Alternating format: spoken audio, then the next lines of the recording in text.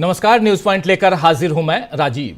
संसद से संभल तक, जी हां, संसद से संभल तक बीजेपी की बनाई रणनीतियां कांग्रेस और इंडिया गठबंधन नाकाम कर रही हैं। तीसरी बार सत्ता संभालने वाले मोदी विपक्ष के सवालों से संसद में लगातार बचने की कोशिश में हैं। अडानी से लेकर संभल तक के मुद्दों पर जब विपक्ष के सांसद सवाल उठाते हैं तो उन्हें चुप कराने की कोशिश होती है और इधर विपक्ष के सांसदों को सदन के बाहर भी कंट्रोल करने की नापाक कोशिश बीजेपी कर रही है। आज जिस तरह राहुल गांधी को संभल जाने से रोका गया और न केवल राहुल को बल्कि आम जनता के लिए भी रास्ते पर बैरिकेडिंग कर दी गई, वो असल में लोकतंत्र में लगाई जा रही कंटीले बाड़ों की तरह देखने की जरूरत है, क्योंकि नेता प्रतिपक्ष और निर्वाचित सांसद होने के बावजूद राहुल गांधी को कहीं जाने से रोकने का मतलब है कि देश के आम आदमी के अधिकारों पर भी अब खतरा मंडरा रहा है और इस खतरे के पीछे बीजेपी की विभाजनकारी सोच दिखाई दे रही है। फिलहाल बीजेपी खुश है कि कल महाराष्ट्र में आखिरकार नई सरकार का शपथ ग्रहण समारोह होने जा रहा है। आज सुबह ही देवेंद्र फडणवीस को बीजेपी विधायक दल का नेता चुना गया। एकनाथ शिंदे और अजित पवार के साथ देवेंद्र फडणवीस ने राज्यपाल के पास जाकर पत्र सौंप दिया, समर्थन का पत्र, विधायक दल का नेता होने के नाते, कि वे सरकार बनाने को तैयार हैं। और इसके साथ ही एक दूसरे को मिठाई खिलाने वाली तस्वीरें भी सामने आ गईं।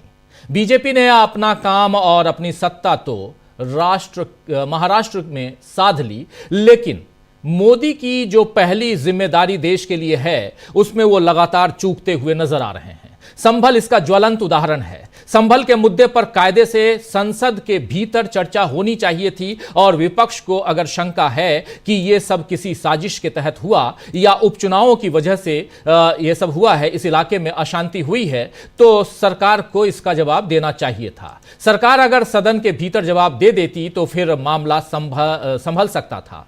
फिर विपक्ष के नेता शायद वहां जाने का इरादा जो है वो छोड़ देते। लेकिन बीजेपी की नीयत क्या है, यह किसी से अब छिपा नहीं है। बीजेपी न संसद में जवाब देना चाहती है और न ही विपक्ष को संभल जाने दे रही है। आज राहुल गांधी को बीजेपी ने संभल जाने से रोक तो लिया है, लेकिन विपक्ष के हमलों को वो कैसे रोकेगी ये देखना होगा। लेकिन क्योंकि कांग्रेस के साथ साथ दूसरे दलों के नेता भी इसे गलत बता रहे हैं। मल्लिकार्जुन खड़गे ने साफ साफ लिखा है। क्या कुछ लिखा है आइए जरा दिखा देता हूं आपको, आप स्क्रीन पर जरा ले आइए। एक्स पर मल्लिकार्जुन खड़गे जो बातें लिखते हैं बहुत महत्वपूर्ण है। और वहीं आम आदमी पार्टी के सांसद संजय सिंह भी अपनी बात यहां रखते हुए नजर आते हैं। और संजय सिंह ने पहले मल्लिकार्जुन खड़गे को देखिए, कह रहे हैं कि भाजपा आरएसएस अपने विभाजनकारी एजेंडे से संविधान की धज्जियां उड़ाने में व्यस्त हैं।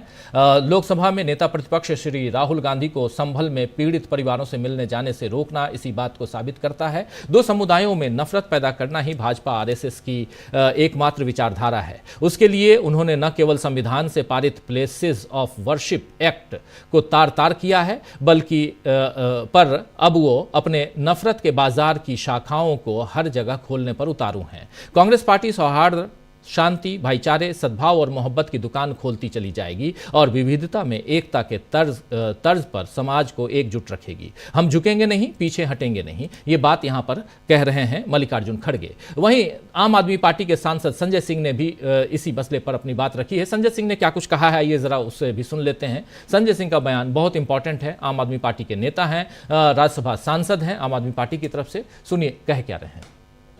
नहीं, पुलिस हत्याएं करेगी और उस पर कोई संवेदना व्यक्त करने नहीं जा सकता, कोई वहां के पीड़ित लोगों से मिलने नहीं जा सकता, ये किस प्रकार की तानाशाही है।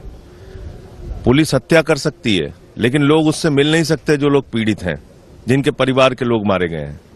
तो मैं समझता हूं ये बिल्कुल ही तानाशाही का आचरण है। कभी कोई घटना होती है यही इसी तरीके का, जब कांड कभी भी उत्तर प्रदेश में होता है, चाहे वो बिकरू कांड हो, चाहे वो जो जितने भी कांड हैं, आप उठा के देख लीजिए, किसी से नहीं मिलने देंगे। पुलिस वाला मार दिया जाए उसके परिवार से भी नहीं मिलने देंगे। सर, आज पंजाब में बहुत ही एक घटना हुई है जहां फायरिंग हुई है और ये भी सुखबीर सिंह बादल ये भी कहा जा रहा है कि हत्या की साजिश। अभी तो हालांकि इन्वेस्टिगेशन चल रहा है, आप क्या ऐसे देखते हैं, क्या कहें? तो ये संजय सिंह को आप सुन रहे थे और मसला जो है संभल जाने का है, राहुल गांधी को रोकने का है। आइए जो तस्वीरें आप देख रहे हैं ये आज गाजीपुर बॉर्डर की तस्वीरें हैं। दिल्ली से उत्तर प्रदेश की ओर जाने वाला जो रास्ता है गाजीपुर बॉर्डर, वहां की तस्वीरें और यहाँ पर राहुल गांधी अपनी बात रखते हुए और राहुल गांधी को यहाँ रोका गया। दूसरी तरफ प्रियंका गांधी भी साथ में थी। प्रियंका गांधी ने इस मसले पर क्या कुछ कहा मीडिया से, आइए जरा सुन लेते हैं। सुबह सुबह ये सारे घटनाक्रम हम लोगों के सामने थे, आप लोगों को भी अपने ब्रेकिंग न्यूज के जरिए हमने पहुंचाया था, बहुत सारे साथियों ने इसे देखा भी होगा, सुना भी होगा। एक बार फिर से सुनिए प्रियंका गांधी को। संभल में हुआ है वो गलत है। राहुल जी नेता प्रतिपक्ष हैं, उनके संवैधानिक अधिकार होते हैं, वो बाकी लोगों से अलग होते हैं, उनको रोका नहीं जा सकता इस तरह से। उनका संवैधानिक पद है, संवैधानिक अधिकार है कि उनको अलाउ किया जाए कि वो पीड़ितों से मिलने जाएं। उन्होंने ये भी कहा कि मैं अकेला चले जाऊंगा, यूपी की पुलिस के साथ मैं अकेला चले जाऊंगा, मुझे अकेला ले जाइए। वो भी करने के लिए तैयार नहीं है। पुलिस वालों के पास कोई जवाब नहीं है। शायद उत्तर प्रदेश की स्थिति क्या ये है कि आप इतना भी नहीं संभाल सकते, तो फिर आप इतना गर्व से क्यों कहते हैं कि लॉ एंड ऑर्डर आपने संभाल रखा है यूपी में। तो ये प्रियंका गांधी को आप सुन रहे थे और अखिलेश यादव ने भी आज इस पर अपनी प्रतिक्रिया दी कि बीजेपी वहां क्या छिपाना चाहती है जो किसी को जाने से रोक रही है। जरा अखिलेश यादव को भी सुन लेते हैं, जरा अगर स्क्रीन पर ले आई तो अखिलेश यादव ने क्या कुछ कहा इस मसले पर सुनिए। आखिरकार भारतीय जनता पार्टी की सरकार छिपाना क्या चाहती है? पहले दिन से ही इस बात को सबने कहा है। समाजवादी पार्टी का भी यही मानना है और समाजवादी पार्टी के साथ साथ आम जनता का ये मानना है जो कुछ करा धरा है सब भारतीय जनता पार्टी के इशारे पर वहाँ के प्रशासन ने ये घटना की है। जब एक बार सर्वे के लिए सब सहमत थे, सबने सर्वे कराया, आप दोबारा सर्वे इसलिए कराने गए कि झगड़ा नहीं हुआ। जो लोग नारे लगाते गए उनके खिलाफ क्या कार्रवाई भारतीय जनता पार्टी ने की है? किसी भी दल के नेता को ये जाने नहीं दे रहे। आखिरकार छिपाना क्या चाहते हैं? और प्रशासन की भाषा देखिए, उनके जो अधिकारी हैं। तो अखिलेश यादव को आप सुन रहे थे। इधर अजमेर में भी इसी तरह का माहौल बिगाड़ने की तैयारी हुई है, जिस पर सचिन पायलट ने बीजेपी को कानून की याद दिलाई है। आइए जरा सचिन पायलट को, अजमेर शरीफ आप जानते हैं और वहां भी ऐसे ही एक याचिका लगाकर और सर्वे की मांग की गई है। जरा सुनिए कि क्या कुछ कह रहे हैं इस मसले पर सचिन पायलट। 1991 में एक कानून पारित किया था और वो कानून सरकार का नहीं, पूरी सर्वसम्मति से संसद ने पारित किया था कि देश की आजादी के बाद जो धार्मिक स्थल हैं उनको एज इट इज रखा जाएगा, यथावत रखा जाएगा। लेकिन कहीं ना कहीं जो लोअर कोर्ट्स हैं वहां पर इस प्रकार के घटनाक्रम सामने आ रहे हैं जहां पर लोगों में बेवजह तनाव पैदा हो रहा है। और मुझे लगता है चाहे वो संभल का मसला हो या अजमेर का मसला हो, जानबूझ के कोई ताकतें हैं इस देश में जो चाहती हैं कि जनता का ध्यान किसान, महंगाई, बेरोजगारी से हटाकर इन मुद्दों पर आकर्षित किया जाए। इससे तनाव पैदा होता है, बेवजह निर्दोष लोगों की मौत हुई संभल के अंदर और कोई ना कोई इसके लिए जिम्मेदार है। तो ये जो इन बातों को अंजाम देने वाले जो लोग हैं उनसे हमें परहेज करना पड़ेगा, जो ताकतें लोगों को बांटना चाहती हैं। आज राहुल गांधी जी, प्रियंका गांधी जी, संभल में जो लोग जिनकी मौतें हुई हैं उनसे मिलना चाहते, परिवार से मिलना चाहते थे, उनको जाने से रोक दिया गया है और वहां पर एक तनाव का माहौल पैदा करने की कोशिश की जा रही है। क्योंकि भाजपा की जो राजनीति है वो ध्रुवीकरण पर टिकी हुई है और ये एक धीमी आंच पर हमेशा कुछ न कुछ सुलझाने की कोशिश करते रहते हैं। अब आप अगर देश में ये मुहिम छेड़ दो कि हमें हर घर, मकान, पूजा और धर्म स्थानों को खोदना है, फिर नीचे क्या निकलेगा देखना, उसके नीचे और क्या निकलेगा, तो अंत नहीं है। इतना पुराना ये देश है। तो देश की संसद ने 91 में ये कानून पारित कर दिया था कि इस आजादी के बाद जो यथास्थिति है वो मेंटेन रहेगी। तो ऐसी क्या वजह आ गई है कि हम लोगों को बजाय इसके कि लोगों को रोजगार दें, महंगाई कम करें, किसानों की मांग पूरी करें, आज किसान धरना दे रहे हैं देश के।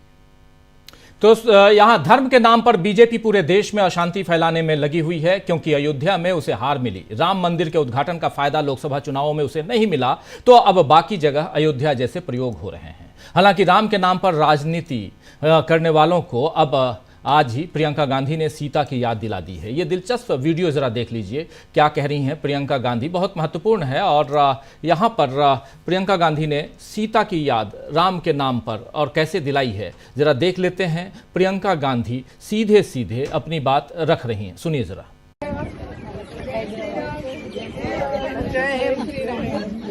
और सुनिए, हम महिलाएं हैं, जय सिया राम, सीता को मत छोड़ो।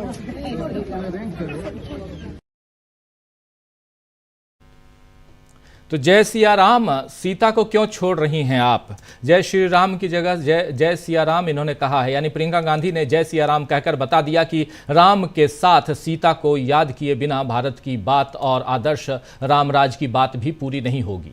तो आइए दोस्तों, बहुत कुछ है और इन सब के बीच सबसे बड़ी बात कि आज संभल में खेल करके बीजेपी ने क्या अपनी बाजी को बिगाड़ लिया है। एक तरफ संभल, लेकिन दूसरी तरफ उधर महाराष्ट्र में मामला जो है वो संभल नहीं रहा है, इसलिए क्योंकि एक तरफ देवेंद्र फडणवीस ने अपनी टिकट तो पक्की कर ली है, यानी वो मुख्यमंत्री पद पर अब विराजमान होंगे। अजित पवार ने भी कह दिया है कि मैं तो शपथ ले रहा हूं, लेकिन एकनाथ शिंदे ने कहा है कि पता नहीं मैं लूंगा या नहीं लूंगा। अगर वो वीडियो भी हो तो जरा स्क्रीन पे हम थोड़ी देर बाद ले आते हैं। लेकिन बहुत ही महत्वपूर्ण है कि यहां एकनाथ शिंदे कह रहे हैं कि मैं शाम तक बताऊंगा कि मैं शपथ लूंगा या नहीं लूंगा। और जब इस पर चुटकी लेते हैं अजित पवार, तो एकनाथ शिंदे बोलते हैं कि अजित पवार जी की हालत, अजित दादा की हालत ये है कि ये सुबह भी शपथ ले सकते हैं और शाम को भी ले सकते हैं। तो ये अलग अलग घटनाक्रम जिस पर हम चर्चा करेंगे। आइए, हमारे साथ कुछ वरिष्ठ साथी जुड़े हुए हैं, उन सबसे पहले आपका परिचय करवाता हूं और आगे बढ़ते हैं। स्क्रीन पर जरा तमाम जी देखिए, हमारे साथ 5 वरिष्ठ